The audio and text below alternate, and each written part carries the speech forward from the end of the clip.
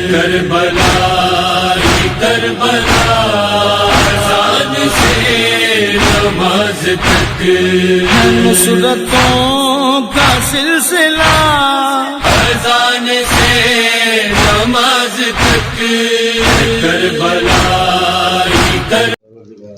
سب کو بحق محمد و آل محمد، بحق قرآن، بحق خون شہداء، سب کو صحت کامل و عاجل آمین۔ مرحومین کے لیے بہت ساری دعائیں، خاص طور پر آپ اپنی معلوم دعا کی، خاص طور پر آپ اپنے معلوم والدین کے لیے،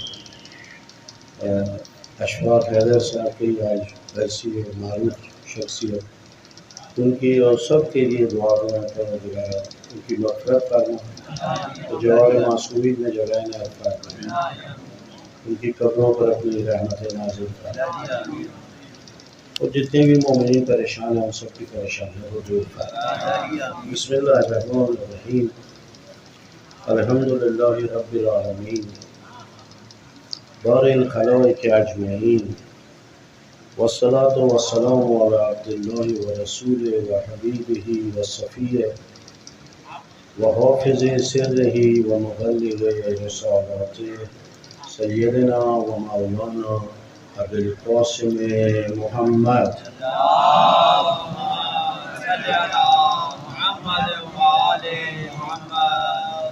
وعلی آل بیتہ الطیبین الطاہرین المعصومین، وسیما زینب بنت علی صلوات اللہ وسلامہ علیہا۔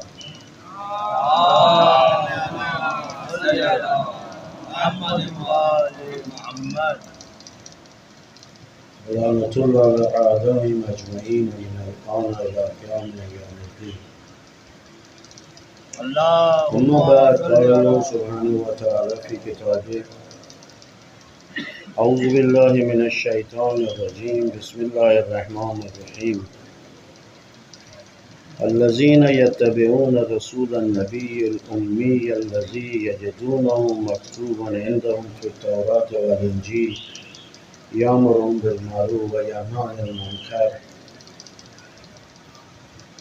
ویحل لهم الطیبات ویحرم علیہم الخبائث ویضع عنہم اصرهم والاغلال التي كانت علیہم۔ اس کو یہیں تک ہم رکھتے ہیں آیت شریف۔ آج کچھ میرے اوپر بڑا دباؤ تھا دوستوں کا کہ جی کوئی نتیجہ پیش کرے، تو جی نتیجہ بھی نکل ہی آئے گا۔ اس کے علاوہ ایک بہت ہی اہم ایشو جو ہے ہمارا اس وقت، وہ یہ جو ترمیمی بل ہے، اس کے اوپر تھوڑی سی گفتگو کریں گے۔ شاید ابھی لوگوں کو پتہ نہیں ہے کہ یہ ہوا کیا ہے۔ تو اتفاق سے میں جس ادارے میں ہوں، ہمارے شیعہ علماء کونسل کے جو سیکرٹری جنرل ہیں مولانا شبیر حسن میسوی، تو تقریباً انہی کے ساتھ آدھا دن گزرتا ہے ہمارا۔ آج بھی انہی کے ساتھ میں بیٹھا ہوں، تو اس کے اوپر کافی گفتگو ہوتی ہے۔ اور تیسری جو گزارش کروں گا وہ میں یہ ہے کہ مسجد کو آباد رکھے عزیزوں۔ میں آپ لوگوں کو نصیحت کر رہا ہوں، خصوصاً نوجوانوں سے اس کو آباد ہونا چاہیے۔ ایک دفعہ کوئی ہماری مسجد پہ چندہ نہیں دے رہا تھا، تو میں نے کہا بات سنو، جس محلے میں خدا کا گھر آباد نہیں ہوگا اس محلے کا کوئی گھر بھی آباد نہیں ہوگا۔ یہ مطمئن رہا۔ یہ کیسے ممکن ہے کہ خدا کا گھر اجڑ جائے اور ہمارے گھر آباد رہے؟ تو اب یہ جلدی جلدی میں عرض کروں، یہ آیت شریفہ جو ہے آپ دیکھیں اس کو کیسے ہم جوڑتے ہیں، آخر میں اس کے اوپر تھوڑی سی بات بھی کریں گے۔ تو اللہ تعالیٰ نے سورہ اعراف میں 157ویں آیت میں فرمایا کہ یہ لوگ جو ہمارے رسول کی جو نبی بھی ہے، ہمارے رسول کی جو نبی بھی ہے، امی بھی ہے، اس کی اتباع کرتے ہیں۔ اب اتباع اور پیروی ان میں بھی فرق ہے۔ اتباع کرتے ہیں یعنی کہ اس کا کہنا مانتے ہیں، شیعت کے معنی کچھ اور ہے، شیعہ. تو فرمایا کہ اور یہ انجیل میں بھی ان کا تذکرہ ہے اور تورات میں بھی ان کا تذکرہ ہے اور لکھا ہوا تذکرہ ہے، زبانی تذکرہ ہے. یہ جو ہے اس کی 6 خوبیاں بیان کی، جس کو 4 کو میں بیان کر چکا. کچھ تلخ بھی تھی، کچھ شیریں بھی تھی، لیکن مفید تھی. ان باتوں کو وہی شخص کہہ سکتا ہے کہ جو مادی اور مالی مفادات کو نظر میں نہ رکھتا اور حقائق کو بیان کرتا. سخت تھا. امر بالمعروف پہ کہاں گفتگو ہوتی ہے، نہی عن المنکر پہ کہاں گفتگو ہوتی ہے. پھر آپ یہ دیکھیں اللہ تعالیٰ کہہ رہے میں نے اپنی اس برجستہ اور برگزیدہ نبی کو بھیجا نوالوں کو صحیح کرنے کے لیے لوگوں کی. اس کو تو کبھی کسی نے بیان ہی نہیں کیا کہ پیغمبر اکرم آئے تھے بتانے کے لیے یہ نوالا کھانا ہے، یہ نہیں کھانا، یہ تمہارے لیے حلال ہے، یہ حلال نہیں ہے. اور یہ بیس ہے اس تربیت کی انسان کی، یعنی نوالوں کا تعلق انسان کی تربیت سے، جس کے اوپر کل میں نے اتنی لمبی چوڑی تکلیف دی. ہم لوگ سمجھتے ہیں نہیں جو مرضی کیے جاؤ اور بچہ تربیت ہو جائے گا. ممکن نہیں ہے یہ. آپ ایک بیج کو لگائیں اور اس کو زہریلا پانی دیں، زہریلی کھاد دیں اور اس کے بعد توقع رکھیں کہ جی یہ پودا اگ جائے گا اور یہ تناور درخت ہو جائے گا. یہ تو اس کو زمین کے نیچے جلا کے راکھ کر دے گا. یہی ہو رہا ہے ہمارے معاشرے کے ساتھ کہ ہم بچے کو تربیت بھی کرنا چاہتے ہیں اور مال بھی ایسا عجیب و غریب کھلا رہے ہیں. اب یہ ایک بات کل گزر گئی، اس کو دوبارہ تکرار نہیں کروں. میں فقط آپ کے لیے گوشے کھول رہا تھا کہ اگر آپ تحقیق کرنا چاہیں، مطالعہ کرنا چاہیں تو آپ کے پاس میدان وسیع ہے. سینکڑوں روایات نوالے کے اوپر آپ کو ملے گی، سینکڑوں.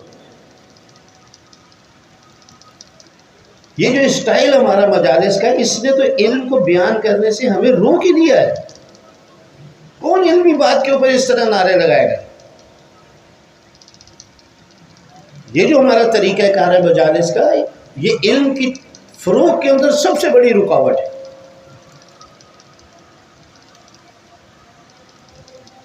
اس کو جب تک ہم تبدیل نہیں کریں گے اپنے اسٹائل اور اپنے طریقہ کار مجالس کے، علم بیان کبھی ہوگا ہی نہیں، ہو ہی نہیں سکتا. یہ آج مولانا ہمارے بدنی صاحب آئے ہوئے تھے فتح جنگ سے، بڑا مشہور ذاکر ہے جی، میرے وہ آئے پتہ. وہاں بھی میں نے یہی بات کی، میں نے کہا بھائی دنیا کا کوئی بھی ہائر ایجوکیشن کا ادارہ ہو جہاں پہ ماسٹرز ہوں، جہاں پر پی ایچ ڈیز ہوں، وہاں پر لیکچروں میں کہاں شور ہوتا ہے بھائی؟ سوئی گرو تو اس کی آواز سنائی دیتی ہے. جہاں کچھ نہ ہو وہاں شور مچائے جاتے ہیں.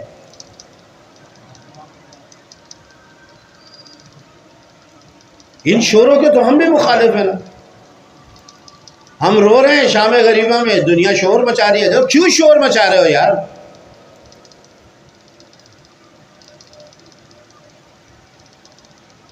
علم کے محافل کے اندر کہاں یہ کچھ ہوتا ہے؟ آپ نجف میں چلے جائیں، آپ ایران چلے جائیں، آپ شام چلے جائیں، آپ یمن چلے جائیں، آپ ہمارے بحرین میں چلے جائیں، کہیں پہ بھی یہ نہیں ہے. آرام سے سو. تو خلاصہ یہ کہ جی طیبات نوالے، یہ کھانا ہے یہ نہیں کھانا. اللہ تعالیٰ پیغمبر کی ذمہ داریوں میں بتا رہے ہیں.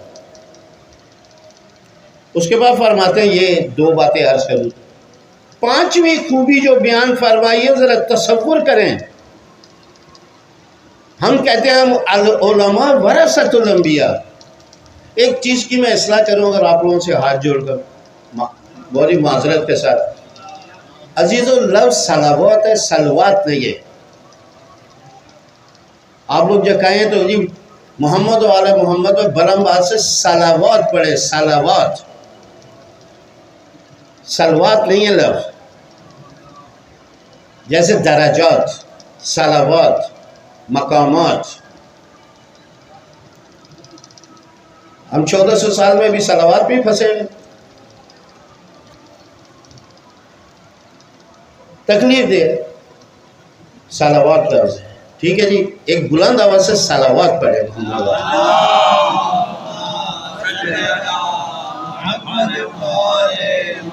پانچویں چیز فرمائی پیغمبر اکرم کے لیے کہ دیکھو یہ کس لیے آیا تھا، یہ اس کی خوبی کیا ہے، وَيَزَوْ عَنْهُمْ إِسْرَهُمْ۔ کاش اس کے اوپر کوئی گفتگو کرتا۔ یہ نبی کی پانچویں خوبی یہ ہے کہ یہ تمہارے کاندھوں کو ہلکا کرتا ہے، اس سے بوجھ اتارتا ہے۔ کرو جی بات۔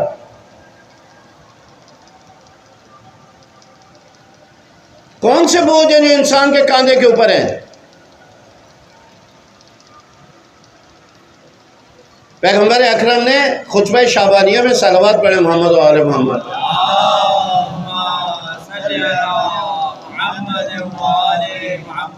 إِنَّ ظَهُورَكُمْ ثَقِيلٌ وَخَفَّفُوا بِالطُّولِ السُّجُودِ۔ خطبہ شعبانیہ آخری خطبہ ماہ شعبان کا، پیغمبر یہ تو خطبہ واقعا جس نے نہیں پڑھا اس کو پتہ ہی نہیں ماہ رمضان ہے کیا۔ میں 3 مرتبہ اس کی تفسیر کر چکا ہوں۔ جو روزہ رکھ رہا ہے اور اس نے خطبہ شعبانیہ کو نہیں پڑھا ہے اس کو کیا پتا روزہ کیا چیز ہے۔ پیغمبر فرماتے ہیں خطبہ شعبانیہ کے اندر جو انسان کی ذمہ داریاں ہیں، وظائف جو بیان کیے ہیں، ذمہ داریاں جو بیان، ان میں سے ایک یہ ہے تمہارے شانے تمہارے گناہوں سے کے بوجھ سے وزنی ہوئے ہوئے ہیں، تمہارے کاندھوں پر شدید بوجھ ہے گناہوں کا۔ یا رسول اللہ ہلکا کیسے کرے گا؟ میں خود ہی بتاتا ہوں ہلکے کیسے۔ دیکھ اتارے نیاز کی، مجلس برپا کریں، کربلا چلے جائیں، عمرے پہ چلے جائیں۔ پیغمبر کہہ رہے کہیں جانے کی ضرورت نہیں ہے، میں تمہارا مسئلہ گھر میں ہی حل کرتا ہوں۔ ہلکا کرو ان کو بطول السجود، یہ کاندھوں سے بوجھ اس وقت تمہارے اترے گا جب لمبے لمبے سجدوں کو انجام دو گے۔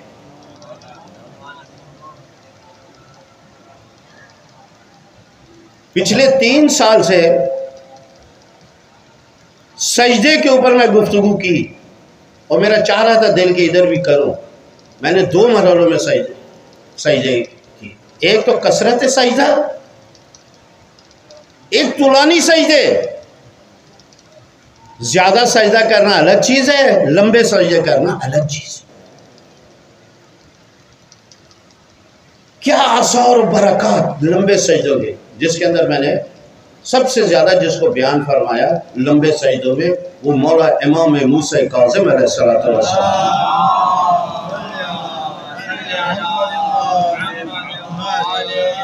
کس قدر شدید پیاس تھی لمبے سجدوں کے امام، کس قدر تمنا تھی، کس قدر آرزو تھی امام ہفتوں کو باب الحوائج کی، کہ جب زندان میں گئے فوراً سجدے میں گرے اور وہاں پر ایک جملہ ارشاد کرنا، پروردگارا میں تیرا شکر بجا لاتا ہوں کہ تو نے مجھے زندان کی تنہائی عطا فرمائی۔ ہے کوئی ہاتھ اٹھائے کہ جو بولے جی زندان میں جاؤں اللہ تیرا شکر ہے؟ ایک آدمی ذرا ہاتھ اٹھا کے مجھے دکھائے۔ ہر کوئی یہی کہتا ہے یا اللہ مجھے زندان سے آزادی دے، لیکن امام علیہ السلام کیا فرما رہے؟ پروردگارہ میں تیرا شکر بجا لاتا ہوں کہ تو نے مجھے زندان کی تنہائی عطا فرمائی۔ اب پتہ ہے کیوں یہ جملہ کہا تھا؟ پروردگارہ جب میں زندان کے باہر تھا، دنیا کے مسائل میں الجھا ہوا تھا، مجھے گھیرا ہوا تھا انہوں نے، اب میرے پاس فرصت ہے، میں رج کے تیری عبادت کروں گا۔ یہ ہے فلسفہ عبادت کا، لمبے سجدے۔ اب میں اس کے اوپر نہیں جانا چاہتا ہوں، میں اس کے اوپر تفصیل سے گفتگو۔ دوسرا میں یہ ایک مقام کہ اگر تم اپنے گناہوں کو بخشوانا چاہتے ہو، بڑے بڑے گناہوں کو، اب میں اس کے اوپر نہیں جانا چاہتا ہوں۔ پیغمبر اکرم کے پاس آیا ایک شخص، کہا یا رسول اللہ میری لیے دعا کریں۔ اب کیا کروں؟ کہا مجھ کو اللہ جنت میں بھیج دے۔ پیغمبر اکرم نے کہا کہ میں تیرے لیے دعا کروں گا لیکن آمین تجھے کہنا ہے۔ کہ یا رسول اللہ یہ کیا بات ہوئی، آمین ہی کہنا ہے نا، بسم اللہ الرحمن الرحیم پوری تسبیح پڑھ دوں آمین کی؟ کہ نہیں نہیں نہیں، یہ جو تو آمین کہہ رہا ہے نا، یہ آمین نہیں ہے میری دعا کی، میری دعا کی آمین یہ ہے کہ اگر تو جنت میں جانا، یا اللہ اس کو جنت میں بھیج دے، اب تیری آمین پتہ کیا ہے، لمبے جتنے سجدے کرے گا محمد کی دعا اتنی جلدی قبول ہوگی۔ کس چکروں میں ہمیں الجھایا ہے یار، کدھر لے گئے ہماری قوم کو، ایسی بند گلی میں پہنچا دیے، نہ آگے راستہ نہ پیچھے راستہ، آگے کھائی پیچھے کنواں، اتنے پکی ہو گئے ہیں یہ باتیں ہمارے ذہنوں کے اندر، خدائی قسم ان کو تبدیل کرنا، اور جو بات آپ کے دماغ میں پکی ہو جائے اور وہ گھوم نہ سکے اور وہ پگھل نہ سکے، اس کا مطلب یہ ہے کہ شدت سے جہالت ہے اس معاشرے میں۔ پیغمبر کی بات کو تھوڑے بہت بھی جو پڑھے لکھے تھے نا فوراً ہضم کرتے تھے، جو بالکل جاہل طبقہ تھا وہ کہتا تھا ہمارے نانا بھی یہی کرتے تھے، ہمارے دادا بھی یہی کرتے تھے۔ یہ جواب جو ہے نا، یہ علماء کا جواب نہیں ہوتا، یہ جہلا کا جواب ہوتا ہے۔ پڑھا لکھا کسی کی بات کو بھی فوراً سنتا ہے، تجزیہ کرتا ہے، نتیجہ نکالتا ہے، تحلیل کرتا ہے اس کا۔ وَيَزَوَرْ تو پیغمبر نے فرمایا اپنے کاندھوں کو ہلکا کر۔ مجھے یاد ہے اچھی طرح پہلا سال جب ہم لوگ ایران گئے تھے، ہمارے مدرسے کو لے کے جائے مشہد، تو اس کے دوسرے دن آیت اللہ جواد عمری، جو اس وقت ہماری کریم ہے فلسفے کی اور عرفان کی، تفسیر قرآن ابھی زندہ ہے، حیات ہے، خدا ان کی زندگی طولانی ہے۔ آیت اللہ نام سنا ہوگا آپ لوگوں نے، آیت اللہ جواد عمری۔ دوسرے دن کہا جی ایک صاحب آئیں گے درس دینے کے لیے، تو جیسے ہی 1 گھنٹہ اذان سے تھا وہ درس دینے آ گیا، دیکھو جی آیت اللہ جواد عمری ہے۔ اب ہم لوگ بچے، ہمیں کیا پتہ ہے، ہم لوگ تو ابتدائی طالب علم تھے، 2-3 مہینے تو آتے تھے، لیکن تھوڑی فارسی ہماری ہم نے جلدی سیکھ لی تھی، تو فارسی الحمدللہ ہم اپنی اردو اور اپنی مادری زبان سے زیادہ اچھی بولتے ہیں۔ ہمیں کون بے زبان فارسی کو شما صحبت کرنا، تو فارسی میں ہوتا ہے، ہم سمجھ رہے تھے وہ کیا کہہ رہے ہیں۔ جیسے ہی اذان ظہر کا ٹائم ہوا، خدائی قسم یہ ہے تشیع، فوراً آ گئے اس بات کے اوپر، قال رسول اللہ صلی اللہ علیہ وسلم، کہ صبح کی نماز سے لے کر ظہر کی نماز تک اور اذان تک بہت جو انسان گناہ کرتا ہے، وہ گناہ اس کی پشت پر اور اس کی پیٹھ کے اوپر آگ بھڑکا دیتے۔ لہذا پیغمبر اکرم نے کہا اول وقت میں نماز پڑھو تاکہ جلد سے جلد یہ تمہاری پشت سے آگ بجھ جائے۔ جو انسان اپنے مال سے مخلص ہوتا ہے اس کو ضائع نہیں ہونے دیتا ہے، وہ انسان کتنا مخلص ہوگا، اپنے اوپر جب آگ لگ جائے اس کو کتنی جلدی بجھائے گا، اور وہ کتنا دشمن ہے اپنی ذات کا جو نماز ہی نہیں پڑھتا ہے، اس کو آگ کی بجھانے کی فکر ہی نہیں ہے۔ پیغمبر اکرم نے اول وقت نماز پڑھنے کا ایک فلسفہ یہ بیان کیا کہ جو مخلص ہوتا ہے اپنی ذات کے ساتھ زیادہ دیر اپنے آپ کو آگ میں جلنے نہیں دیتا۔ اب میں اس کے اوپر بڑی داستانیں چاہتا ہوں، ابھی تک میں نے ایک موعظہ بھی نہیں سنایا، ایک موعظہ امام حسن عسکری علیہ السلام سے آپ کو۔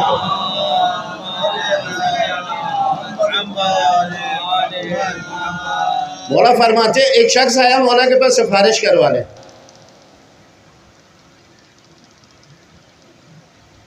شیخ عباس قمی نے اپنی منتهى الاعمال میں مولا امام اعظم کے معجزات میں اس کو بیان کیا۔ اب کیسے آئے ہو مولا، کوئی سفارش کر دے، نوکری پتہ نہیں کیا کام تھا۔ مولا نے اپنے خادم سے کہا کاغذ قلم لے کر، وہ گیا کاغذ قلم لایا، جیسے ہی مولا نے قلم اٹھایا مؤذن نے آواز دے دی اللہ اکبر، کاغذ رکھا، قلم اس کے اوپر رکھا، جا کے وضو میں مصروف ہو، وضو کے بعد نماز پڑھی۔ جب مولا نماز پڑھ کے آئے تو وہ صاحب جو سفارش کروانے آئے تھے، کبھی امام کو دیکھیں، کبھی اس کاغذ کو دیکھیں، کبھی امام کو دیکھیں، کبھی اس کاغذ کو۔ مولا نے بولا کیا حیرت سے دیکھ رہے ہو، کبھی کاغذ کو کبھی مجھے؟ مولا بات ہی میں نے ایسی دیکھی، میں نے بات ہی ایسی دیکھی۔ کیا دیکھا؟ کہا آپ جیسے ہی قلم پہ کاغذ پہ لکھنا شروع ہوئے، مؤذن نے کی آذان دی، اللہ اکبر، آپ نے ادھر ہی کاغذ کے اوپر قلم کو رکھا، جا کے آپ وضو میں مصروف ہوئے، قلم خود ہی کھڑا ہوا، کاغذ پہ تحریر ہو گئی۔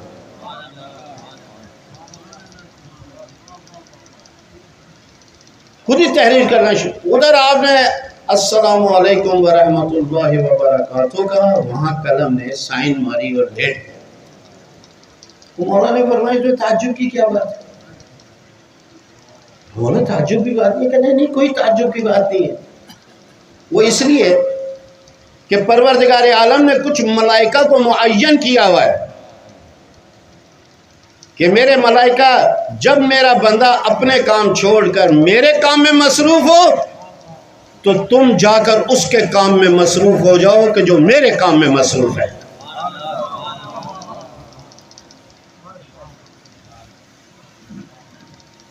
یہ تو اللہ نے اول آپ سارے کام چھوڑ کر اللہ کے کام میں مصروف ہو، خدا آپ کے کام کرے۔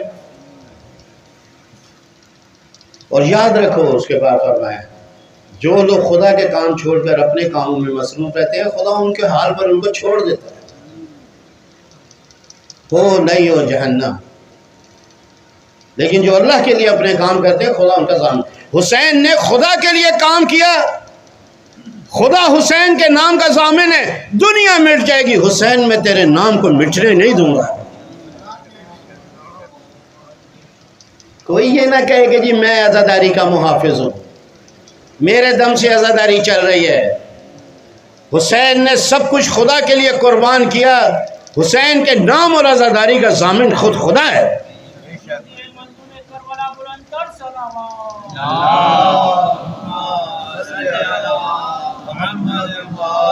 ہم تو اسی بات پہ شکر کریں اللہ تو نے ہماری نوکری فٹ کر دی ہے، مجھے پڑھنے والا بنایا، آپ کو سننے والا بنایا، اس کو مرثیہ والا بنایا، اس کو ماتمی بنایا۔ اگر کچھ بھی نہ بناتا ہم لوگ کہاں کھڑے ہوتے؟ خدایا تیرا شکر ہے۔ کل کو کوئی کہے گا جی ذاکر حسین ہے، عزادار حسین ہے، مرثیہ خان حسین ہے، منقبت خان حسین ہے، بانی انجمن حسین ہے، تو جی کاندھوں کو بس ایک پیغمبر آیا تمہارے کاندھوں سے بوجھ اتارنے کے لیے، یعنی کہ تمہارے گناہوں کو بخشوانے کے لیے۔ کیسے گناہ بخشوائے؟ معمولی ابھی میں اس کو لمبا نہیں کرنا چاہتا ہوں، اس کو آپ لوگ کو چاہیے۔ اس کے بعد فرمایا والاغلال، توق جو ان کے گلے میں ہے۔ اب دو توقے تو میں آپ کو گنوا دیتا ہوں، اس سے خطرناک توق ہی کوئی نہیں ہے۔ فرمایا پروردگار عالم جب کسی قوم کو ذلیل کرنا چاہتا ہے تو ملائکہ کو کہتے ہیں ملائکہ اس قوم کے گلے میں جا کر قرضے کی توق ڈال دو۔ یہ روایت میرے پاس موجود ہے، گاڑی میں پڑی۔ 2.5 لاکھ کا ہر پاکستانی مقروض ہے، گلے میں توق ہے، کالر سیدھا ہے، کاٹن پہ کلف ہے، ٹائیاں چوڑی چوڑی۔ آج میں ایک بینک میں گیا، میں تو یار خدایا یہ کیا تھا، وہ کاغذ مہنگا یار یہ میرا اکاؤنٹ نمبر لکھ دو، وہ کہیں بند ہو گیا 3-4 سال پہلے۔ اب وہ کاغذ ڈھونڈ رہا تھا، اسے جیسے ہی دراز کھولا ٹائیوں سے بھرا ہوا اس کا دراز، یہ ٹائیاں جناب۔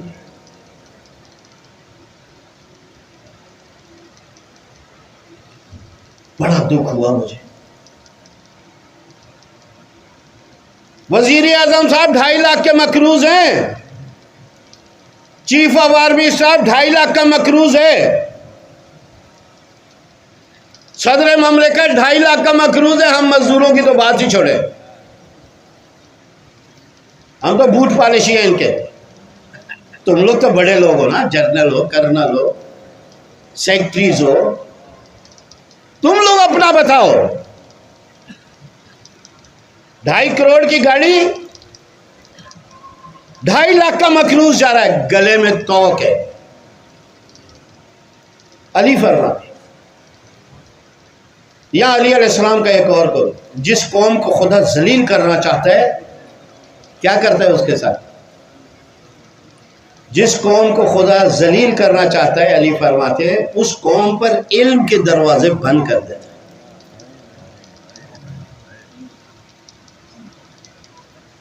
مجھے تو آج تک یہی نہیں پتا پڑا پاکستان کا ریشو کیا ہے تعلیم کا، لیکن یہ مجھے پتا ہے کہ جو انگریزی ہمارے ملک میں چل رہی ہے اس کے لکھنے پڑھنے والے 1% ہیں فقط،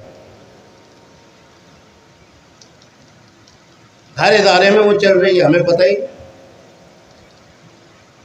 ایک دفعہ شیشن کوٹ میں میں گیا، وہاں پر ایک قیدی کو لے کر آئے، زنجیریں لگی ہوئی، اس کو ہتھکڑیاں لگی ہوئی، وہ باہر آ کے مجھے سندھی میں اس سے پوچھتا ہے وکیل سے، سائیں مجھے چھاتے ہو، جج صاحب چھاتے ہو، مجھے فیصلے جو چھاتے ہو۔ وہ بار بار سندھی میں اس سے پوچھے، سائیں تم لوگ کیا باتیں کر رہے تھے؟ وہ بیچارہ جو مجرم ہے ملزم ہے اس کو پتہ ہی نہیں ہے میرے متعلق جج کیا کہہ رہا ہے، وکیل کیا کہہ رہا ہے۔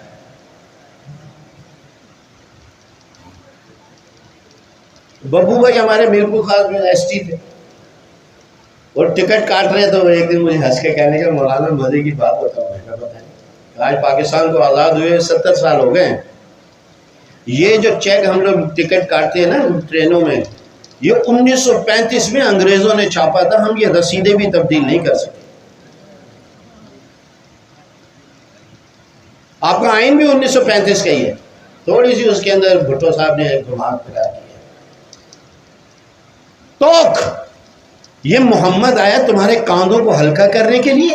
اب دیکھیں آپ لوگ کا سادگی سے زندگی کرو، تھوڑی تھوڑی ٹچ دیتا جاؤ نا، اپنی زندگی کو سادہ رکھو، تمہارے کاندھے ہلکے ہو جائیں گے۔ کس نے کہا ہے 16 قسم کے بیٹی کے کھانے بناؤ؟ پیغمبر کہتے ہیں سادے رہو بھائی۔ کس نے بولا اتنا لمبا چوڑا جہیز بناؤ؟ ہلکا کرو اپنے آپ کو۔ کیا اتنا بوجھ اپنے اوپر ڈالا ہوا ہے تم لوگوں نے؟ ضرور جا کے تم نے کسی بینکٹ کے اندر شادی کرنی ہے، مسجد میں آ کے نکاح پڑھا لو۔ ہاں یہ اور بات ہے، ہمارا وزیر اعظم تو مسجد نبوی میں جا کے نکاح پڑھوا کے ہے،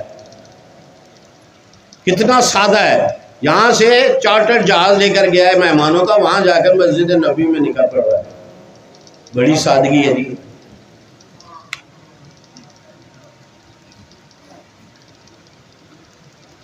سادہ نہیں ہے۔ ابھی تھوڑے دن پہلے ایک صاحب میرے کو بار بار کہہ رہے مولانا یار وہ نکاح کو رجسٹر کروا دیں، نکاح کو رجسٹر کروا دیں۔ میں کہا ہو جائے گا، میں کہا نکاح سولجر بازار میں ہوا۔ کہا نہیں نہیں نہیں نہیں، پوری برات کو کربلا لے کر گئے تھے، کربلا امام حسین کے حرم میں نکاح ہوا۔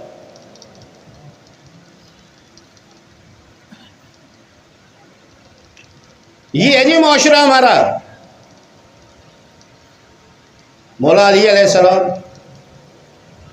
آخری رہے، دودھ رکھا جناب ام کلثوم نے، نمک رکھا، مولا نے دو چیزوں کو دیکھا، گریا شروع کیا بیٹی کو، بابا رو کیوں رہے؟ کہا میں نے کبھی بھی محمد کی طرح، اپنے استاد کی طرح کبھی بھی دسترخوان پہ 2 کھانے نہیں رکھے۔ بیٹا یہ دودھ اٹھا لو۔ ارے کبھی ہم لوگوں نے اپنی مجالس میں یہ بات کو کہا مصائب میں، لیکن کبھی غور نہیں کیا علی نے بولا کیا، علی نے کہا کیا۔ ارے بھائی آپ لوگ ریسیپیز دیکھے کہتے ہیں نمک حسب ذائقہ، حسب ذائقہ، یا غلط کہہ رہا ہوں میں؟ حسب ذائقہ۔ او بھائی نمک تو ذائقے کے لیے ہوتا ہے، نمک خوراک تھوڑی ہے۔ یہ کائنات کا فخر ابو طالب کا ایک بیٹا ہے کہ جو نمک کو بھی کہتا ہے میرے لیے یہ خوراک ہے۔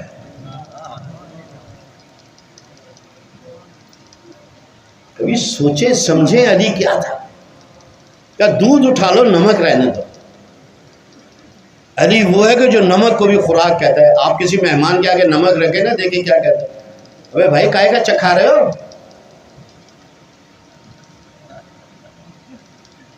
یہی، ہاں جی یہی ہے۔ اس کو بول دو یار علی بھی یہی کھاتے تھے، دیکھو پھر کیا جواب ہے۔ اچار ہوا، چٹنی ہوئی، سلاد ہوئی، یہ ذائقے کے لیے ہے۔ کھانا تو روٹی ہے، چاول ہے، نمک ہوا، یہ تو ذائقہ۔ اتنا نیچے لے گئے کہ مولا امیر المومنین نے جب عثمان ابن حنیف کو جو امیروں کے گھر چلا گیا تھا کھانے کے اوپر، اس کو خط لکھا کہ ان امامکم قد اکتفا من دنیاکم بتمرے ومن توبہ بکرسی. تو اپنے امام کو نہیں دیکھتا؟ تو جا کے رنگ برنگے دسترخوان کے اوپر بیٹھ گیا، لمبے لمبے چوڑے چوڑے دسترخوان، کاسے بھرے ہوئے، ڈونگے بھرے ہوئے، بریانیوں کے ساتھ ڈشیں بھری ہوئی، قورمے لگے ہوئے. میرا نمائندہ اس دسترخوان پہ چلا گیا کہ جہاں پر امیروں کو بٹھایا گیا، غریبوں کو دھتکارا گیا. مجھے تو امید ہی نہیں تھی کہ میرا نمائندہ جو ہے فلانی جگہ پر چلا جائے. اس کے بعد فرمایا تو اپنے امام کو نہیں دیکھتا؟ 2 چادروں پہ گزارا کیا. تو ایک بہت ہی مفسر بڑا عاشق اہل بیت، اس نے کہا یہ 2 بھی اس لیے کہ ایک دھوتے وقت چادر کو لپیٹ لیں علی، اگر ایک سے گزارا ہو سکتا ہوتا علی دوسری بھی نہ رکھتے.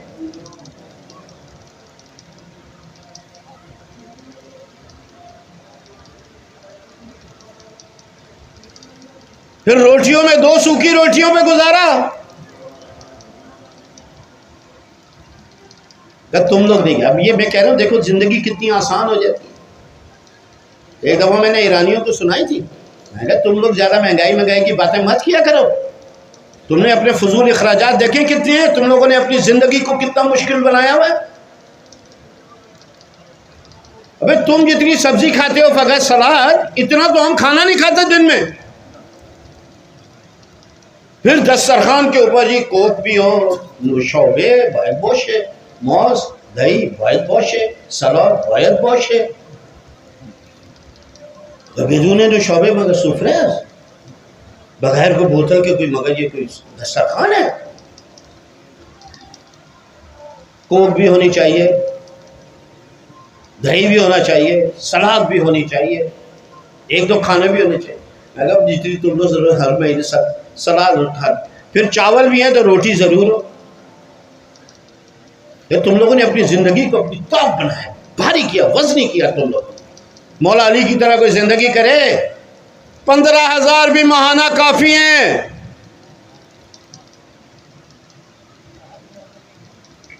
15,000 خرچے ہی کوئی نہیں ہے جی. مشکل ہماری یہ، ہم علماء بھی اسی طرح ہیں. ہمارا ایک دوست آیا ایران سے، اس کو ہمارے گھر والوں نے دوپہر کی روٹی رات کو دے دی. وہ اس نے پورے شہر میں ڈھنڈورا پیٹ دیا، یار یہ مولانا کے گھر والے عجیب ہیں، دوپہر کی روٹی مجھے دے دی.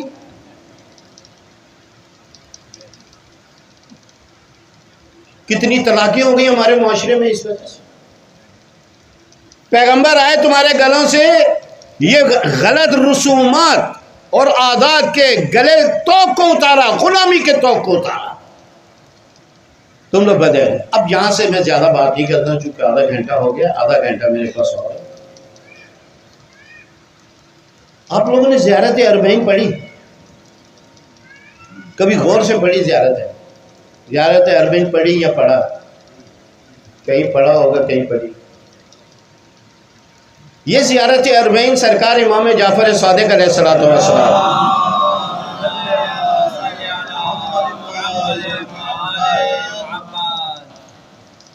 ایک صفحے کے بعد ایک جملہ ہے،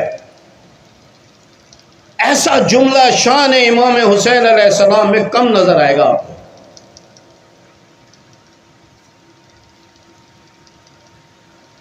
مولا زیارت کرتے ہوئے کہتے ہیں السلام علیکہ یا ابا عبداللہ. یہ تو پڑھیں، بعد میں جملے کہتے کہتے آتے ہیں بذل مہجتہ فیک لیستنقذ عبادک من الجہالہ وحیرت الضلالہ. پورا خلاصہ امام حسین کا مدینے سے کربلا تک اور تمام زحمتوں اور قربانیوں کا خلاصہ یہ جملہ ہے. بولا امام ششم فرماتے ہیں بذل مہجتہ، اپنی پوری توانائیوں کو صرف کر دیا حسین نے. بذل مہجتہ، ہر چیز کو قربان کر دیا حسین نے پروردگارہ تیرے لیے. کیوں؟ لیستنقذ عبادک من الجہالہ، فقط اس لیے، اب توجہ کریں کیا جملہ، فقط اس لیے کہ پروردگارہ تیرے بندوں کو کسی طرح حسین جہالت سے نکال سکے۔ خدا کی قسم اس وقت تمام اہل منبر، تمام اہل محراب، تمام ذاکر اور خطبہ کا ایک ہونا چاہیے ہدف اور مقصد کہ کسی طرح علی کے شیعوں کو جہالت سے نکالنا چاہیے۔ امام حسین نے کربلا میں یہی کیا۔ یہ جاہل ہیں جو مدینے میں حسین کو نہیں رہنے دے رہے، یہ جاہل ہیں کہ جو اچھائی کو بیان کرنے سے حسین کو روک رہے ہیں۔ میں چاہتا ہوں کسی طرح جہالت سے نکالوں ان کو اور گمراہیوں سے ان کو نکالوں۔ 4 صفات حسین نے بیان کی، 5ویں میں بھی حسین وہی مقصد جو نبی کا ہے، اور 6ٹھی میں بھی وہی مقصد جو نبی کا ہے۔ نبی آئے ہمارے کو ہمارے کاندھوں سے بوجھ کو ہلکا کرے، ہمارے گلے میں جو توق ہے اس کو اتارے۔ حسین نے بھی یہی کام کیا۔ امام ششم فرماتے کہ کسی طرح اللہ کے بندوں کو جہالت سے نکال کر علم و معرفت عطا کرے۔ اب میں آپ لوگوں سے پوچھتا ہوں، یہ حسین کی قربانی کیا پیغمبر کے لیے ہے، نام نبی کے دین کا ہے، لیکن شہادتیں اور یہ ساری قربانیاں تو ہمارے لیے۔ علی اکبر کو قربان کیا تاکہ ہمیں جہالت سے نکال کر معرفت عطا کریں۔ فقط ہمارا کام رونا نہیں بنتا ہے۔ علی اصغر کو قربان کیا تاکہ ہمیں جہالت سے نکال کر علم و معرفت عطا کریں۔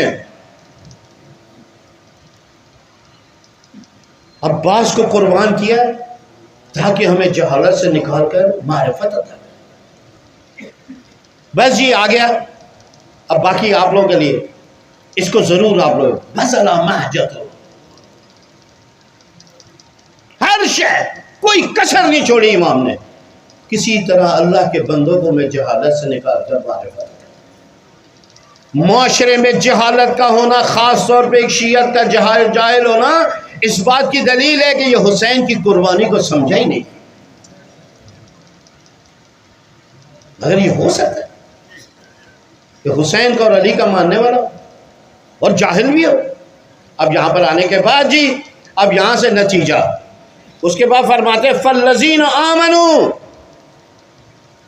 بہی، بس وہ لوگ کہ جو بہی پر ایمان لائیں، یعنی کس میں؟ اس قسم کے رسول پر، نبی پر اور امی پر کہ جو امر بالمعروف کرتا ہے، نہی عن المنکر کرتا ہے، نوالوں کو بتاتا ہے پاک ہے، یہ حرام ہے، اور آپ کے کاندھوں کے بوجھ کو ہلکا کیا اور آپ کے گلے سے توق کو اتارا، اس قسم کے نبی پر ایمان لائے۔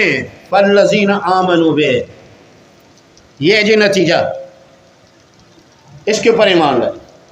وَعَزَّرُوهُ، ایک تو یہ کہ ایمان لائے، عزروہ یعنی کیا؟ یعنی زبانی حمایت، دل سے عزروہ، یعنی جو پیغمبر اکرم کا فلسفہ ہے اس کی حمایت کرے۔ وَنَصَرُوهُ، اور پھر اپنی جان و مال سے مدد کرے پیغمبر کی۔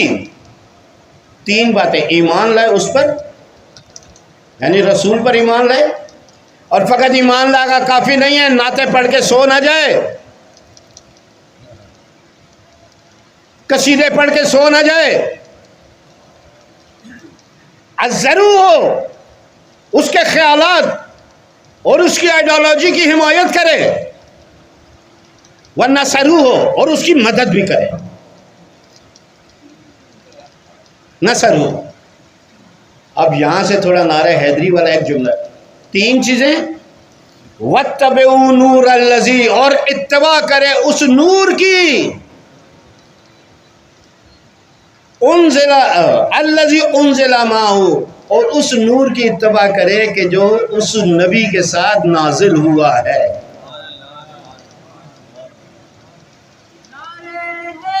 بس جی، لیکن اس کو 4 چیزیں ہو گئی، 4 چیزیں ہو گئی، ایمان لائے، اس کا خیالات کے ساتھ آئیڈیالوجی کا حامی ہو، اور اس کا مدد کرے، ہاتھوں سے مدد کرے، دل سے مدد کرے. یہ تو مولا امام حسین نے بھی فرمایا نا، علم ناصر جنصر، مدد کرے اور اتباع کرے اس نور کی کہ جو اس کے ساتھ نازل ہوا ہے. اب سارے علی کی طرف لے جائیں گے بات کو، لیکن مشکل ہے علی کی طرف لے جانا. یہاں پہ مراد قرآن ہے نہیں ہے. میں دو جہت سے اس کو گھما دوں گا قرآن سے. حالانکہ ہم یہ ایک جواب تو یہ کہ بھائی قرآن اہل بیت سے اور علی سے جدا نہیں ہے.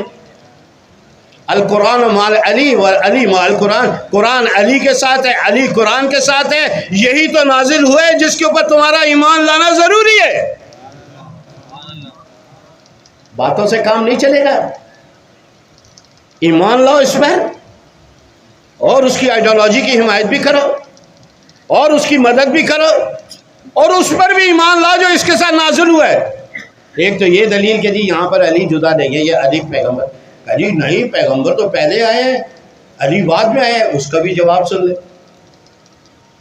گھمانا تو آتا ہے نا، اور ہمارے پاس ممبر ہے، یہ مائک بھی ہے، جدھر مرضی چاہے گھمائے. تھوڑی سی مطالعے کی ضرورت ہے بس. علامہ قندوزی علیہ رحمہ اپنی منابع المودہ جو ان کی کتاب ہے، جو میرا خیال اہل سنت میں فضائل اہل بیت پر اس سے اچھی کتاب نہیں ہوگی. ایسی کتاب نہیں. اس میں فرماتے ہیں اللہ تعالیٰ نے ہر نبی کے ساتھ، روایت بیان کرتے ہیں، اللہ تعالیٰ نے ہر نبی کے ساتھ علی کو بھیجا. آدم آئے علی ساتھ تھے، عیسیٰ آئے علی ساتھ تھے، موسیٰ آئے ساتھ تھے، ابراہیم تھے آئے، ادریس آئے، داؤد، جو بھی نبی آیا ساتھ تھے. محمد آئے ان کے ساتھ بھی تھے علی. اب توجہ رکھیں وہ دلیل کیا پیش کرتا ہے. وہ کہتے ہیں ہر نبی کے ساتھ اللہ نے علی کو چھپا کر بھیجا، لیکن محمد کی یہ شان ہے کہ محمد کے ساتھ علی کو ظاہر کر کے بھیجا. یہ میں نہیں کہہ رہا ہوں، یا علامہ قندوزی علیہ رحمہ. اب جناب علی دوسری طرف بھی آ جائے کہ آیا اس نور سے مراد جو ہے، اب ماں کا لفظ یہ بتا رہا ہے محمد سے ہٹ کر کوئی ذات ہے. لیکن وہ جو سورہ توبہ کی 32ویں آیت فرماتے ہیں هو الذی یریدون ان یطفئوا نور اللہ بافواہہم، انہوں نے ارادہ کیا ہے کہ اللہ کے نور کو اپنی پھونکوں سے بجھا دیں. 14 قبیلے بھرپور اسلحے کے ساتھ مسلح ہو کے آئے. دیکھو بھائیو، بڑا آسان ہے، آپ لوگ اطمینان سے بیٹھے ہیں. کوئی یہ جوان اعتراض نہ کرے کہ جب مہدی آئے گا تو اتنے ایٹم بم سے کیسے لڑے گا، راکٹ کیسے لڑے گا، ٹینک توپ بم کیسے لڑے گا. تو میں نے ان کو ایک جو جواب بڑا علمی دیا. میں نے کہا بھائی سارا علم کا ہی نتیجہ ہے نا، یہ جتنا بھی اسلحہ بنا ہے یہ ساری علم کی ایجاد ہے. علامہ تقی جعفری، ہماری پچھلی جو صدی گزری ہے، اس کے میرا خیال اتنا پائے کا فلسفی شاید ہمارے شیعوں میں نہیں گزرا. علامہ تقی جعفری، ابھی یہ 15-20 سال ہوئے ان کا انتقال ہوا. ان کی بیٹی مجھے ڈھیر کتابیں دے کے گئی ہے نا، اور ان کے نواسے نے، نواسی کے شوہر نے، وہ جو کہ دوست ہو گیا میرا کراچی آیا، وہ اتنی کتابیں ان کی بھیجی علامہ تقی جعفری. علامہ تقی جعفری نے ایک عجیب بات کی. مالک اشتر کے خط کو جو تفسیر کرتے تھے، اس کے دوران میں ٹی وی پہ ان کی بات کو سن رہا تھا، ایران میں تھا. وہ فرماتے ہیں ابھی تک اللہ تعالیٰ نے علوم کے 1000 دروازوں میں سے ایک دروازہ کھولا ہے آج تک.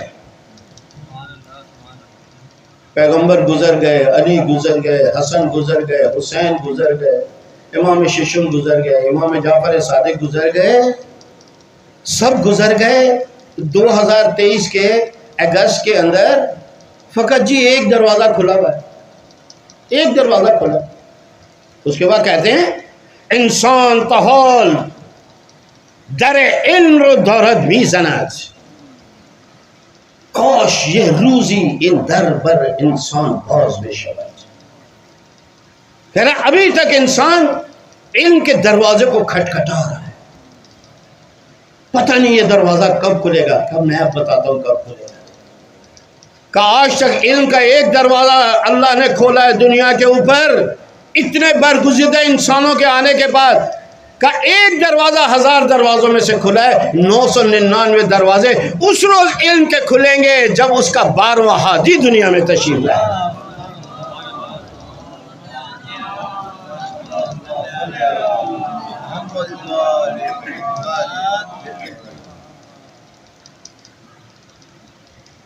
آج انسان بلیک ہولز کے اندر گھوم رہا ہے، چندریان کو بھیج دیا چاند کے اس حصے میں جہاں پر ابھی تک امریکہ بھی نہیں گیا۔ ایک دروازہ علم کا کھلا ہے تو انسان چاند کی تیر کر رہا ہے، سمندروں کو تسخیر کیا ہوا ہے، ہواؤں کے اوپر اڑ رہا ہے۔ جب 999 دروازے کھلیں گے اس وقت انسان کہاں کھڑا ہوگا؟ اب بتائیں امام سے جن کے پاس 999 دروازے، ان کے ساتھ کوئی مقابلہ کرے گا؟ ہے کسی کی جرات؟ ہے کوئی مقابلہ کرے؟ خداوند عالم فرماتا ہے دوسری، اب میں جلدی ختم کروں، یریدون ان یطفئوا نور اللہ بافواہہم، 14 قبیلے تلواریں ہتھیار لے کر پیغمبر کے اوپر آئے، اور خدا کہتا ہے میں اپنے نور کو پھوکوں سے بجھنے نہیں دوں گا۔ او بھائی شیعوں بڑے اطمینان سے رہو، جو بھی محمد و آل محمد کے مقابلے میں آئے گا پروردگار عالم ان کے اصلوں کو کہتا ہے یہ پھوکوں سے زیادہ نہیں ہے، یہ پھوکے ہیں، کچھ نہیں کر سکیں گے۔ اللہ نے کچھ بھی نہیں کیا، محمد اپنی جگہ پر، علی اپنی جگہ پر، تو میں پوجنے نہیں دوں گا اس کو۔ وَيَعْبَ اللَّهُ، اللہ ایسے ہونے ہی نہیں دے گا۔ او بھائی ان کی حفاظت کا ذمہ ہمارا نہیں ہے، اللہ نے اٹھایا ہے، اللہ ایسے ہونے نہیں دے گا۔ وَيَعْبَ اللَّهُ إِلَّا أَن يُتِمَّ نُورَهُ، مگر یہ کہ محمد کے نور کو ہم کامل کریں گے۔ اب یہاں سے ذرا آپ لوگوں کو دیکھو کتنے پرانے مجلس سننے والے ہیں، کیا محمد کی ذات کامل نہیں ہے؟ کہہ رہے نہیں، ہم وقت نہ کہ یہ کہ بجھنے نہیں دوں گا بلکہ اس کو میں کامل کروں گا، اس کو اور اوپر لے کر جاؤں گا۔ یہ کامل کب ہوگی؟ جب میرا پیغام پوری کائنات پر چھا جائے گا، محمد کا مشن کامل ہوگا، یعنی محمد کامل ہو گیا۔ ٹھیک ہے جی، ادھر تک لے آیا، کوئی مشکل تو نہیں تھی۔ خدا کہتا ہے میں تو اس کو کامل کروں گا اپنے نور۔ کیسے کامل ہوگا؟ یہ ایسے کامل ہوگا، محمد جائے گا، علی کے ذریعے یہ کام اور آگے بڑھے گا، اور یہ ذات کامل ہوگی۔ علی کے بعد حسن آئیں گے، تھوڑی اور جائیں گے، علی کے بعد حسین آئیں گے، اور جائیں گے، حسین کے بعد سجاد آئیں گے، کچھ اور آگے جائیں گے، پھر باقر آئیں گے، کچھ اور آگے جائیں گے، پھر جعفر آئیں گے، کچھ اور جائیں گے، پھر موسیٰ کاظم آئیں گے، کچھ اور اوپر جائیں گے۔ اب یہ تکمیل ہو رہی ہے محمد کی ذات، اس کے مقصد کے ساتھ، جتنا مقصد بڑھتا چلا جائے گا اتنی ذات جو ہے وہ کامل ہوتی چلی، ہوتے ہوتے ہوتے پھر رضا آئیں گے، پھر نقی آئیں گے، پھر تقی آئیں گے، پھر نقی آئیں گے، پھر عسکری آئیں گے۔ جب میرا آخری آئے گا محمد کی ذات بھی کامل ہو جائے گی۔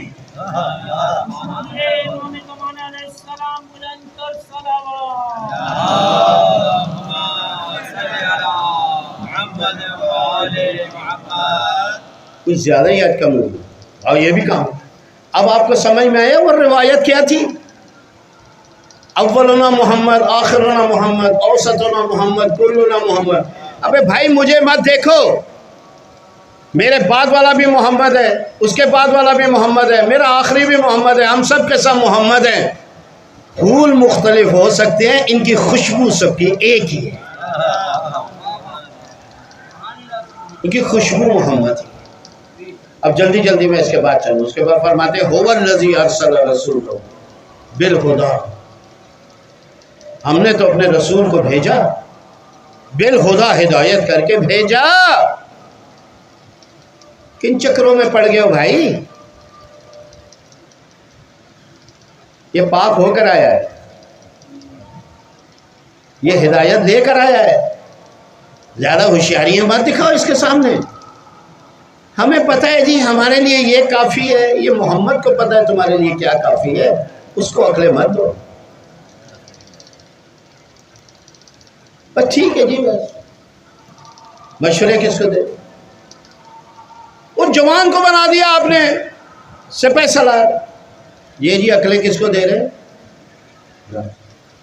ہدایت دے کر بھیجا، سچے دین کے ساتھ بھیجا، اور اس کے بعد فرمایا کہ اب ایک مقصد ہے فقط، لِيُظْهِرَهُ عَلَى الدِّينِ كُلِّهِ وَلَوْ كَرِهَ الْمُشْرِكُونَ.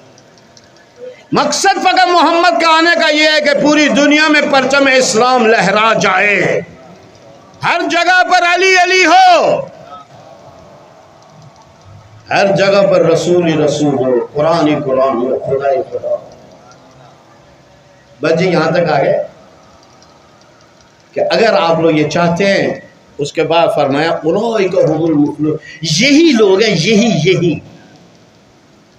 اس کے علاوہ کوئی نہیں ہدایت ہے، اس کے علاوہ کوئی فلاح نہیں پا سکتا، اس کے علاوہ کوئی کامیاب نہیں ہوگا. کون کامیاب ہوگا؟ اولئک هم المفلحون، یہی لوگ کامیاب ہوں گے جس نبی کے اندر 6 صفات ہیں اس کے اوپر ایمان لے کر آئیں،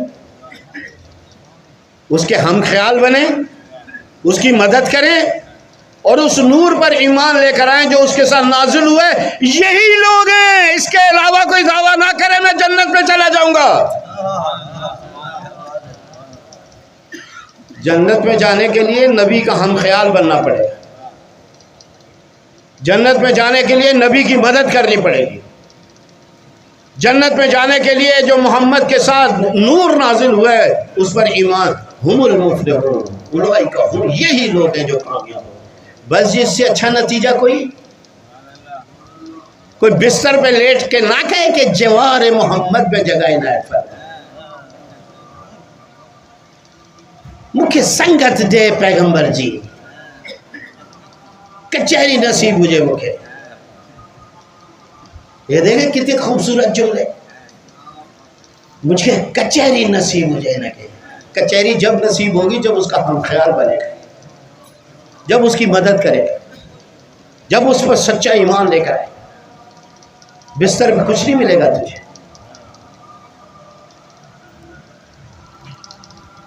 اس سے اچھا نتیجہ کافی ہے؟ کچھ کر کے دکھانا پڑے گا. قبلہ دنیا کے کسی یونیورسٹی میں پی ایچ ڈی کی ڈگری 0 نمبر پر نہیں ملتی ہے، وہاں ساری عقلیں چلتی ہیں، لیکن اسلام بڑا مظلوم ہے. کچھ نہ کرو، ڈگری پھول چاہیے، ہمارے کو گولڈ میڈل چاہیے. یہاں عقلیں فیل ہو جاتی ہیں. جس کے ذمہ سب کچھ کیا ہوا تھا اس نے جا دیا. آخر میں جی بس میں بل کی بات کرتا ہوں آپ لوگوں سے. یہ بل پہلے بھی منظور تھا، ایسا نہیں تھا کہ یہ بل پہلے نہیں تھا. احانت ہے، توہین صحابہ امہات، اس کا بل تھا. اب تبدیلی کیا کی انہوں نے؟ اس کو غور سے سنو. اس کی تبدیلی انہوں نے یہ کی کہ 3 سال سزا تھی. اگر کسی پر توہین ثابت ہو جائے، یہاں پر تو انتقام کے لیے توہینیں ہوتی ہیں،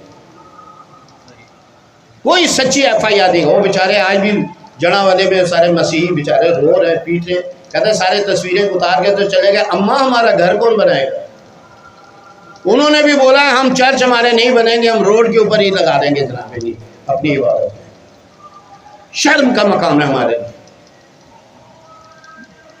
آپ کو مذہب میں تشدد کی تاریخ کو بڑے غور سے پڑھنا پڑے گا. زہرا کے گھر کو آگ کسی اور نے نہیں لگائی،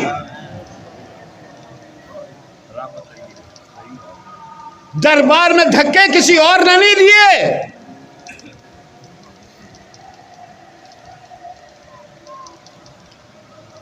حسن کو زہر کسی اور نے نہیں دی، کوئی کام غیر نے نہیں کیا. حسین کا قتل جس کو بچانے کے لیے یہ سارے بل پاس ہو رہے، کسی غیر نے کیا. کوفے کے بازاروں میں گھر والوں ہمارے اہل بیت کو لے کے گئے، شام کے بازاروں میں لے کے، کوئی غیر نہیں کرے، کوئی غیر نہیں کی۔ پہلے بھی یہ بل تھا، لیکن اس کی سزا کیا تھی؟ 3 سال۔ اب انہوں نے کیا، اس کے اندر ترمیم کی ہے کہ جی اس کی سزا 10 سال کر دو۔ پاکستان کے آئین اور لاء کے اندر جب 3 سال سزا ہو تو اس کی ضمانت ہو جاتی ہے، لیکن اگر 3 سال سے زیادہ ہو، وہ جتنی اس کی سزا ہے سڑتا رہے، گلتا رہے وہاں پر۔ یہ ہے جی بل کہ انہوں نے 3 سال سے اس کی سزا 10 سال کر دی۔ 10 سال کی سزا یعنی اب یہ قابل معافی نہیں ہے، یہ ضمانت ہے، گیا سو گیا بس۔ اس کے خلاف ہے ہمارا یہ بل کا مسئلہ۔ ہم یہ کہہ رہے ہیں بھائی پہلے تھا نا بل، اس کو اسی حد پہ رکھو، ترمیم نہ کرو اس میں۔ پھر اب جب ان لوگوں نے یہ باتیں کی تو پھر ہمارے بھی علماء نے کھول دی کتابیں کہ بھائی پہلے تو صحابہ کی تعریف کرو۔ صحابی کہتے کس کو ہیں؟ پھر قرآن کی کس کس آیت کو نکالو گے قرآن سے جو صحابہ کے متعلق باتیں کر رہا ہے؟ قرآن بھی تبدیل کریں۔ ان جاءکم فاسق بنبأ فتبینوا، اے حبیب جب آپ کے پاس فاسق کوئی آئے تو تحقیق کرو یہ خبر صحیح بھی لایا یا نہیں۔ یہ بھی اسرائیل کا جاسوس تھا جس کے متعلق کہہ رہے تھے، وہ حضرت کا نمائندہ تھا، اور قرآن کہہ رہا ہے جب تمہارے قریب کوئی فاسق ہے یعنی جس کا کوئی اعتبار نہ ہو، تحقیق کرو۔ یہ تو قرآن کی ہے، میں تو سورہ احزاب میں ان جاءکم فاسق بنبأ فتبینوا۔ پہلے تو جی صحابہ کی تعریف کرو۔ صحابی کہتے کس کو؟ ہمارے نزدیک تو صحابی کی تعریف بڑی واضح ہے۔ فرماتے ہیں السلام علیکہ یا انصار رسول اللہ، السلام علیکہ یا انصار امیر المومنین فاطمۃ الزہرا۔ اس میں ایسے جوان بھی تھے جو پیغمبر کے دور میں تھے ہی نہیں، لیکن ہم ان کو کیا کہتے ہیں؟ آپ حسین کے انصار نہیں ہیں، آپ رسول کے انصار ہیں۔ بر محمد آل محمد صلوات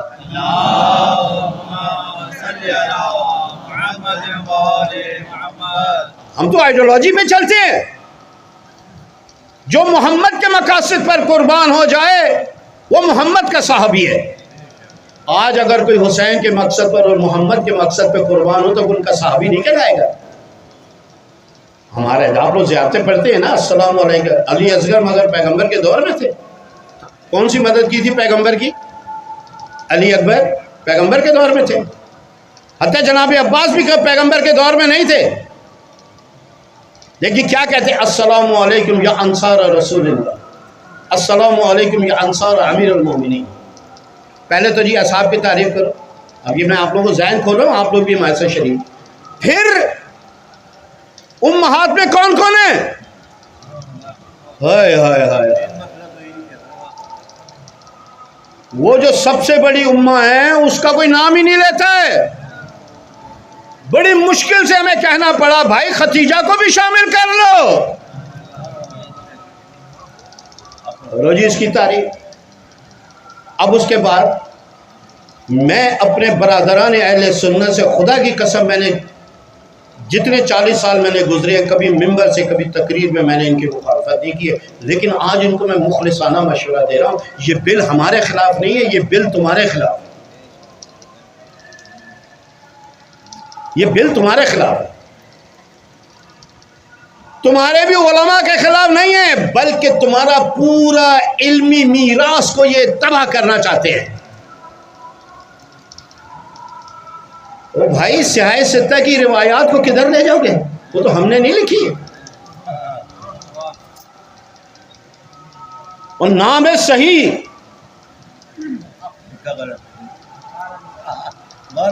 صحیح بھی کہہ رہے ہو تو پھر مانو نا جو اس میں ہے صحیح ہے۔ ہم نے تو یہ صحیح نہیں لکھی، آپ نے لکھی۔ اب ایسی روایات ہیں جو ہم اپنے گھر والوں میں بھی نہیں سنا سکتے، ارے بڑا بیہودہ بڑا بدتمیز ہے یہ. دیکھو کیسی روایات پڑھ. ارے بھائی صحیح میں صحیح پڑھ رہا ہوں. قبلہ یہ آپ کے خلاف بل پاس ہوا ہے تاکہ آپ کی سہا کو بلوں میں ڈال دے. ہمارا کچھ نہیں جانے والا. تمہاری کتابیں ساری بند کر دیجیے. میں کہا امین شہیدی نے کس نے یہ بات کی؟ یہ تمہاری اساس اور تمہاری کتابوں کے اوپر حملہ ہے.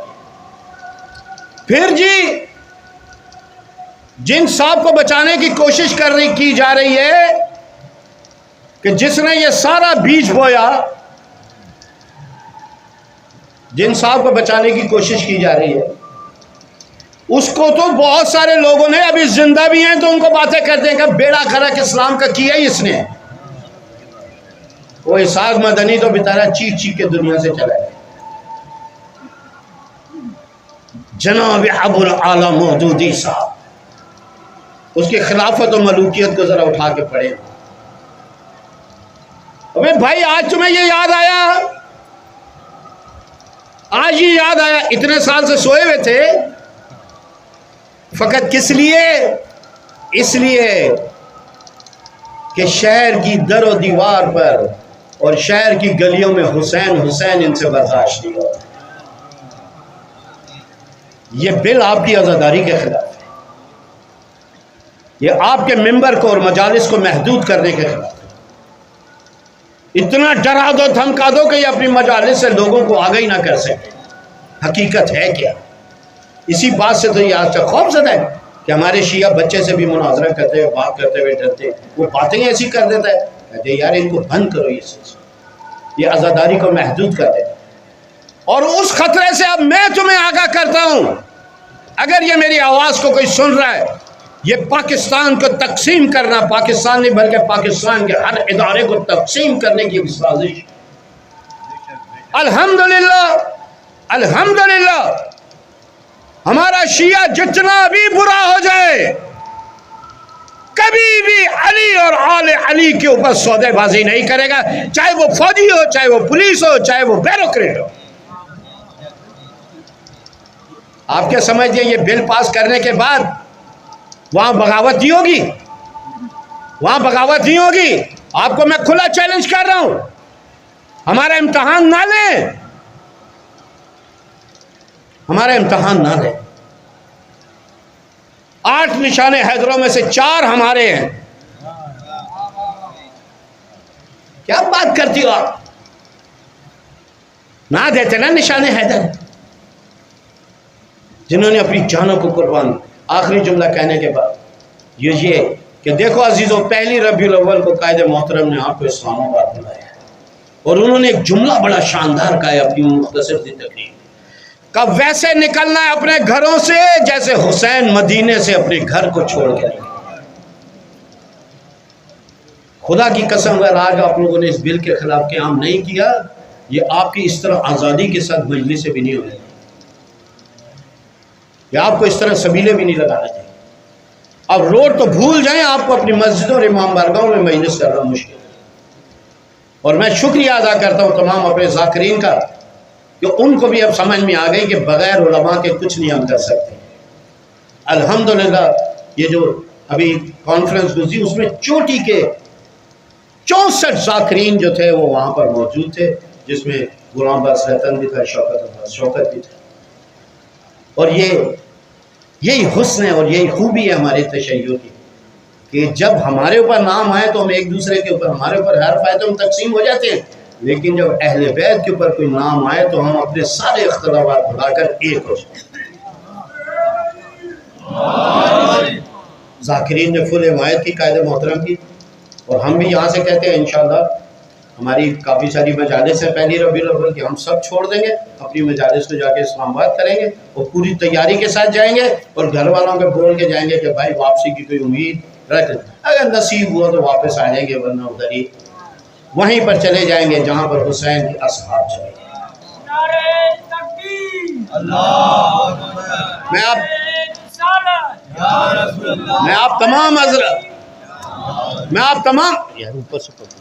میں آپ تمام حضرات سے یہ پیغام دے رہا ہوں، पाकिस्तान की 76 साल तारीख के अंदर कभी भी इतनी जरूरत नहीं पड़ी थी जितनी आज शियों को इत्तेहाद की जरूरत पड़ी है।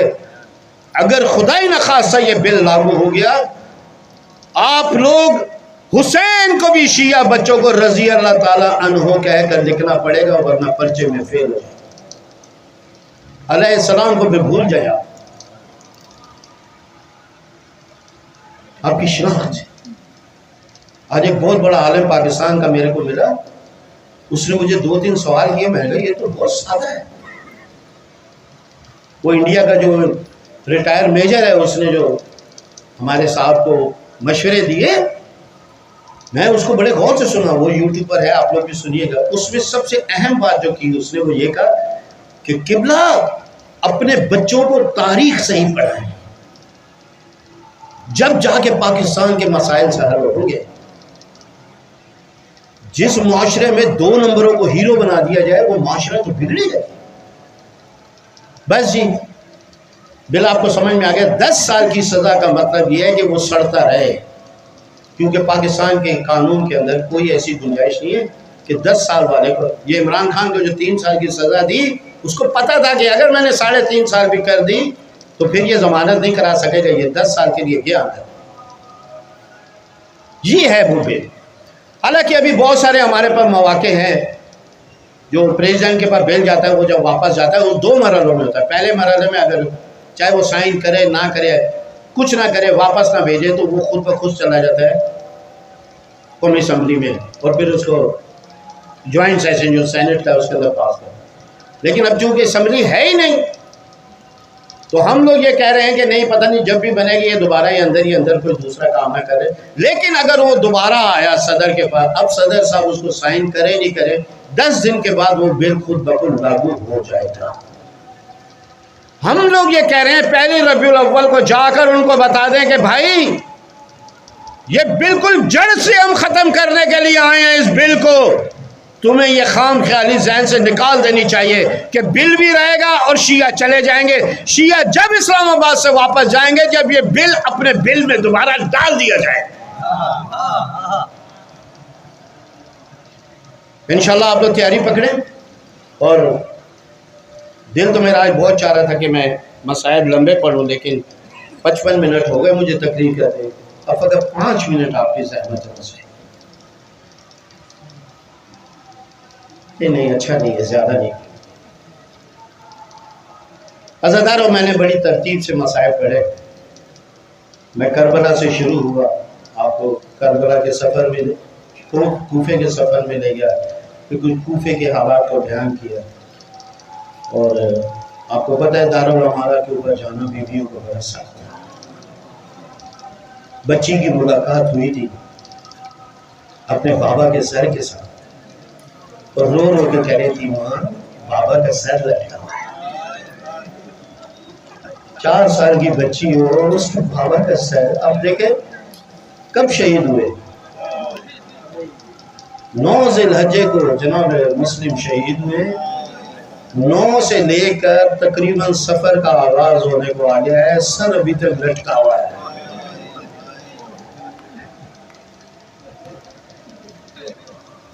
कूफे की मंजिल को तय किया। अब वो मकाम आया कि जिसका मसाइब को सैयद सज्जाद सारी जिंदगी नहीं भूल सका। मौला सबसे ज्यादा मसाइब कब आया आपके ऊपर? शाम में मौला अली अकबर को बच्ची करबला में लगी है, कासिम का लाशा करबला में पामान हुआ है, आपके सर के बाबा के गले को करबला में काटा है, अली असगर को 3 शोभा तीर आपके करबला में लगा। कहते ये सारे मुसीबतें एक तरफ, मेरी फूफी और मेरी माँ का बेपर्दा बाजार में जाना एक तरफ।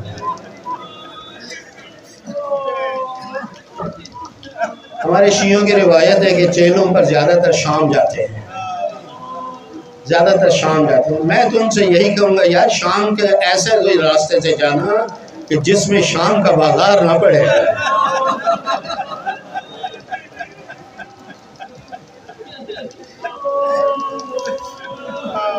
कूफे के गलियां खुली थी, نامحرم ذرا فاصلے پر تھے، لیکن شام کا بازار اتنا تنگ ہے کہ ایک بالش کے اوپر بھی نامحرم تھا اور زینب تھا۔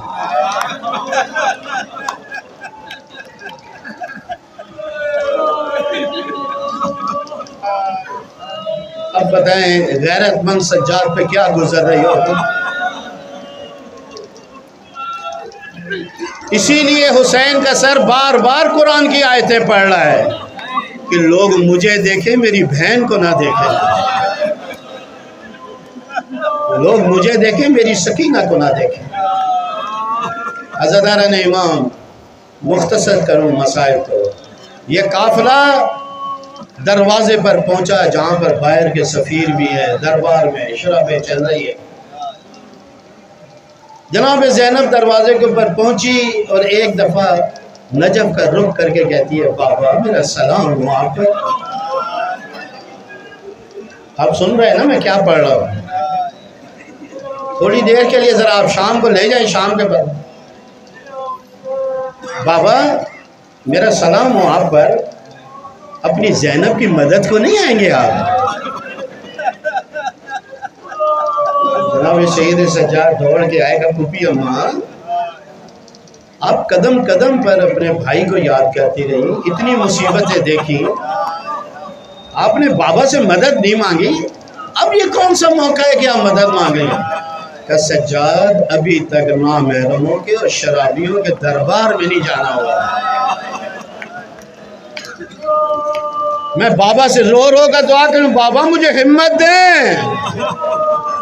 مجھے حوصلہ دیں۔ عزاداران امام، بس میں نے مجلس کو ختم کیا، آہستہ سے دو چار جملے اور۔ بیویاں چلیں گئی دربار میں، ایک ہی رسی میں 12 گلے آپ لوگوں کو پتہ ہے کہ بندھے ہوئے ہیں، اور ان بیویوں نے سر اپنے جھکائے ہوئے ہیں، کوئی بیوی اپنا سر نہیں اٹھا رہی۔ عزادارو، ایک بیوی نے سر بھی جھکایا ہوا ہے اور گردن پر ہاتھ بھی رکھا ہوا ہے۔ آپ نے سنا ہی نہیں میں نے کیا کہا،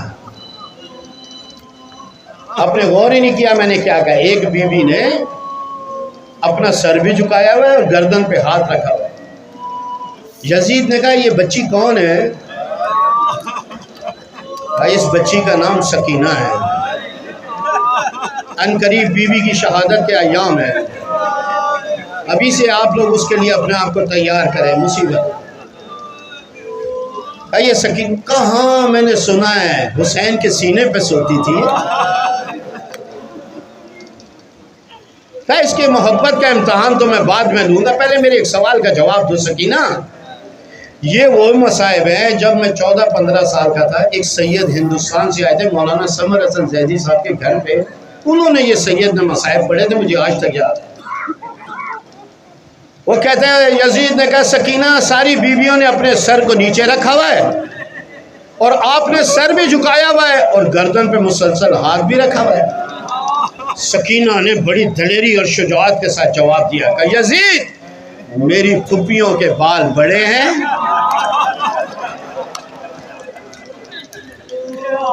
میری پھوپھیوں کے بال بڑے ہیں، انہوں نے آدھے بال سے اپنے چہرے کو چھپایا ہوا ہے اور آدھے بالوں سے اپنی گردن کو چھپایا ہوا ہے، میرے بال چھوٹے ہیں، میں نے اپنے چہرے کو اپنے بالوں سے چھپایا ہوا ہے اور اپنے گردن پر ہاتھ رکھ لیا ہے تاکہ کسی نامحرم کی نگاہ نہ پڑے۔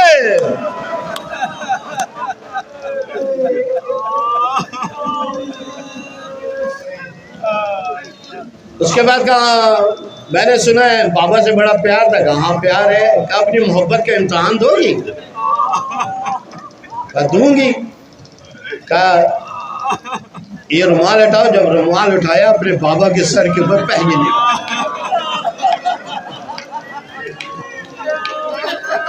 سرکار اس طرح تو کوئی بڑے سے بھی نہیں کرتا ہے جو یہ 4 سال کی بچی سے ہوگا۔ کٹا ہوا گلا، بال بکھرے ہوئے، خاک سر میں، ریش مبارک خون سے خضاب ہوئی ہوئی، بابا کو غور سے دیکھا. یزید نے کہا سکینہ اگر اتنی محبت ہے اپنے بابا سے کہو کہ اٹھ کر تیری گود میں آ جائے.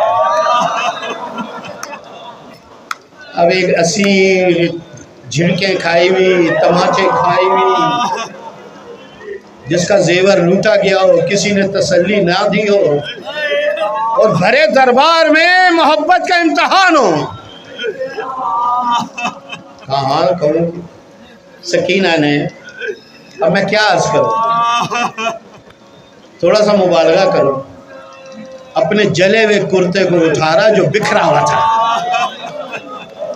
جو بکھرا ہوا تھا، جس کو کہتے ہیں گل چکا تھا. جگہ جگہ سوراخ تھے جو شام غریبہ میں ہوئے تھے، دامن جلا ہوا تھا. اس کرتے کو اٹھایا اور کہا بابا بھرا دربار ہے، مجھے مایوس نہ کرنا، مجھے مایوس نہ کرنا، محبت کا امتحان ہے. بس عزاداران امام آخری جملہ، اس کے بعد میں ام البنین کا ایک مصائب ضرور پڑھوں گا. اس بی بی کی بڑی قربانی ہے. ایک مرتبہ جناب سکینہ نے کہا بابا اٹھ کر میری گود میں آ جائیں. ابھی ہاتھ نیچے نہیں آئے تھے، سر نے پرواز کیا، سکینہ کی گود میں آیا. سکینہ نے کچھ نہیں کہا، پہلا جملہ یہی کہا بابا میرے کانوں سے ابھی بھی خون ٹپک رہا ہے.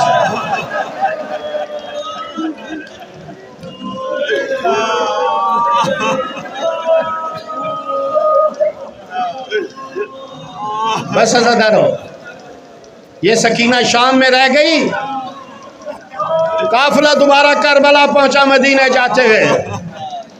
زینب بھائی کی قبر کو دیکھ کے رو رہی ہے اور چپ کر کے کھڑی ہے. پھپھی اماں آگے چلی جائیں، بھائی کی قبر ہے. کہ مجھے ڈر لگ رہا ہے ایسا نہ ہو سکینہ کا پوچھ لے.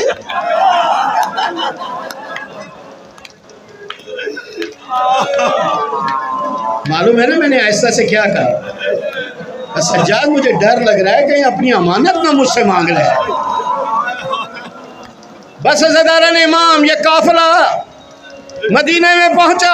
اب جلدی جلدی میں سفر کو طے کروں. ایک مرتبہ جناب زینب نے ساری بیویوں کو روانہ کیا کہ سجاد سب سے پہلے میں اپنی ماں سے ملوں گی، سب سے پہلے میں اپنی ماں سے ملوں گی. جناب ام البنین کا ماں سے ملوں گی. گئی اور جانے کے بعد کہا ماں تیری زینب آ گئی، لیکن مجھے معاف کرنا میں تیرے حسین کو نہ لا سکی، مجھے معاف کرنا میں تیرے حسین کو نہ لا سکی. لیکن ماں میں بڑے دور سے آئی ہوں، کچھ نشانیاں لے کر آئی ہوں. عزادارو بس سن لیں آپ لوگ، پتہ نہیں پھر کب نصیب ہو رونا ہمیں. کہ بڑی دور سے آئی ہوں، کچھ نشانیاں لے کر آئی ہوں. کہ زینب کون سی نشانی؟ ماں یہ ہاتھوں پہ رسیوں کے نشان ہیں. کہ یہ کب کے؟ کہ شام غریبہ میں جب ہمیں لوٹ لیا، اس کے بعد ہمیں اسیر کیا، یہ رسیاں بڑی زور سے باندھی. رسیاں کھل گئی ہیں لیکن ابھی تک اس کے نشان نہیں گئے ہیں. اچھا زینب، اس کے بعد فرمایا کہ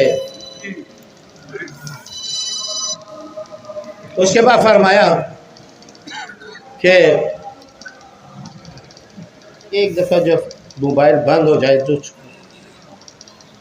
اس کے بعد فرمایا ماں میری پشت پر بھی نشان ہے رسیوں،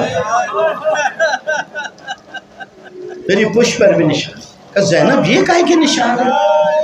کہ ماں جب میں کسی بچے کو بچاتی تھی شمر تمہیں مارے تازیاں نے، کبھی اس بیوی کو بچاتی تھی شمر مجھے تازیاں نے مارے، کبھی میں سجاد کو بچاتی تھی تازیانہ مجھے ہی مار لگتا تھا. یہ تازیانوں کے نشان ہے. بس عزیزو آخری بات، آپ دیکھو کتنے پرانے مجلس سننے والے. عزادارو اس کے بعد بی بی نے فرمایا ماں میرے سر پہ بھی زخموں کے نشان ہیں، ماں میرے سر پہ بھی زخموں کے نشان ہیں. کہ زینب یہ زخموں کے نشان کائے کے ہیں؟ کہ ماں یہ نو کے نیزے کے نشان ہے. کہ نو کے نیزے کے نشان ہے وہ کیسے؟ کہ ماں جب شام غریبہ میں ہماری چادریں لوٹی جا رہی تھی، یہ ہماری چادروں کو اپنی طرف کھینچتے تھے. ہم اپنی طرف کھینچتے تھے. جب ہم نے اپنی چادروں کو نہیں چھوڑا تو ایک دفعہ عمر سعد نے کہا نو کے نیزے سے ان کی چادریں اتارو. کہا یہ نو کے نیزے کے نشان ہیں. عزادارو اب جملہ مصائب کا ایک دفعہ ام البنین نے شانوں سے پکڑا جناب زینب کو اور اپنے سامنے لا کے کہا زینب فقط اتنا بتاؤ جب تیرے ہاتھوں میں رسیاں باندھی جا رہی تھی جب تیری پشت پہ تازیانے مارے جا رہے تھے جب تیرے سر سے نیزوں سے چادر اتاری جا رہی تھی فقط اتنا بتا میرا عباس کا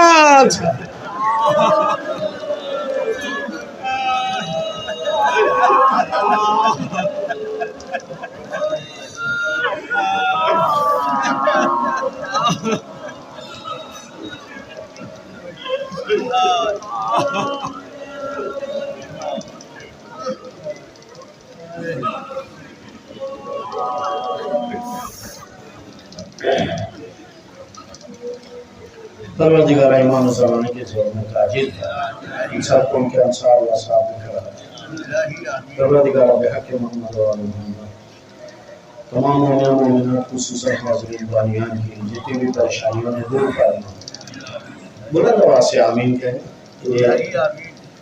میں نہیں کہہ رہا ہوں اللہ نہیں سن رہا ہے لیکن ماں اس بچے کو دودھ جلدی پلاتی ہے جو چیخ کے مانگے.